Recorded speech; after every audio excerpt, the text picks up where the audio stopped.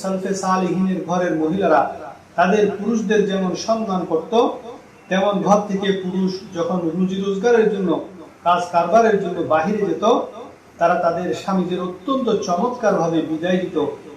বিদায় বেলায় তারা স্বামীর জন্য আল্লাহর কাছে দোয়া করত যেন আল্লাহ তাআলা তার স্বামীকে সহি সালামতে রাখেন, সকল বিপদ আপদ থেকে হেফাজত করেন এবং তার স্বামীকে পুনরায় তার কাছে সহি সালামতে ফিরিয়ে আনেন।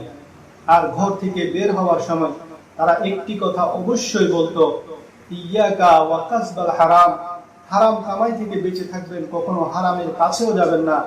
ফা ইন্না নাসবিরু আলাল জুই, আমি এবং আমার সন্তানরা ক্ষুধা সহ্য করতে পারবো, ক্ষুধায় ধৈর্য ধারণ করতে পারবো।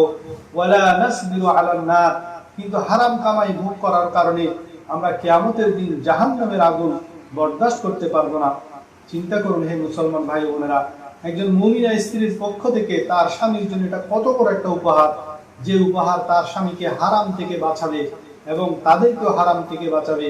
আর এই কথাটা যদি আজও আমাদের নারীরা তাদের স্বামীদের বলে, তাহলে সকল দুর্নীতি দূরীভূত হয়ে যাবে।